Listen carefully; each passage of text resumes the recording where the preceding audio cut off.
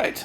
So I like this one enough. I did say I was going to get a second one, and there it is. I did end up going with a step over, so it's got that bar going across the top. I do think that makes it look a lot more aggressive. But with that being said, I do think the step through is actually the better bike. And the reason, partially just because of being able to get over the thing, but also one thing I noticed is that the water bottle holder, on this one, it is way down here. So being up here, you got to reach way down to get to that water bottle, which is pretty normal on bikes. But on this one, it like presents itself to you. I do really like that. I do think this is in fact a better bike, but I do not regret getting this one because I love the way this guy looks. So I've done a few things to him. The first thing you always want to do with a bike, the first thing I always do to every single bike is I get Mr. Tuffy. So this is a tire liner to prevent flats and slime. So for the slime, according to this tire size, there's a little chart for it or a calculation. And from what I saw, it is 12 ounces per tire for this size. Each bottle is 16 ounces, so I just used one bottle per tire and filled it all the way up. It's usually, in my experience, better to have too much than too little. Like, obviously, you don't want to just fill the whole thing up, but 16 ounces or 12 ounces better to have 16. So each tire got slime, each tire got a liner, and these are also fairly puncture proof. So that gave me the confidence I can actually take these things out on longer rides. Each Mr. Tuffy comes with 2 liners, so one for each tire. I got 2 sets of these, and then 4 bottles of the slime, and these both are now good to go. I do recommend getting a nice strong stand if you're going to be working on these things, because 80 pounds is a lot if you're trying to put on a liner. So the next thing is, I'm tall, so I got that seat way up, and the handlebar, you can see I got this stem extender here. The handlebar was about here,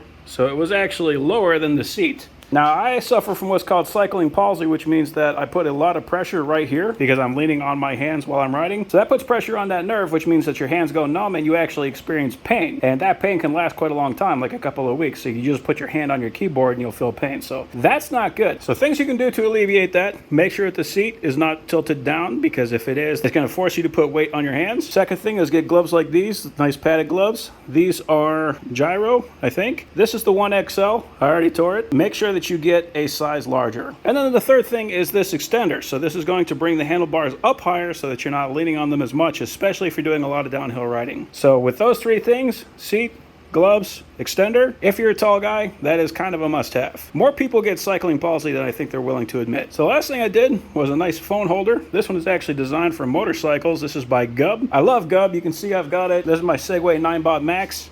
So I use one right here. This is the old style. I used to use these, never had a problem with it, but if you want one that's even better, get the motorcycle one. And you can also see on my Trek that I got on the wall, I got the same thing there. I got a motorcycle one and I've got the little one. And the reason for that is because I actually found that my garage door opener will fit inside of here. So I can have my phone on one side, the garage door opener on the other side, and then as I'm getting up to the garage, I can click the button, have that thing open by the time I get there. So these things are great. You just open that up, clip it in, flip this up around, and it locks the phone in.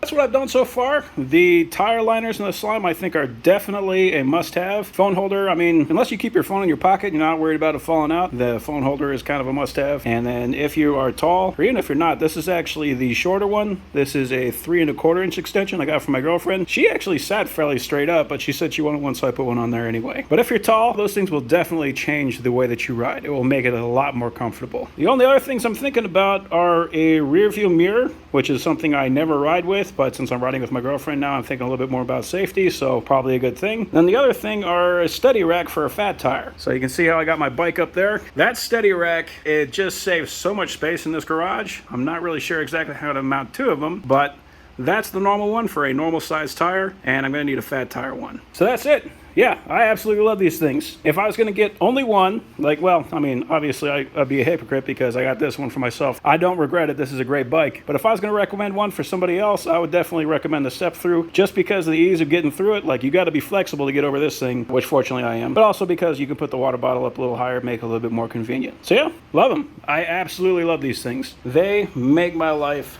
so much nicer.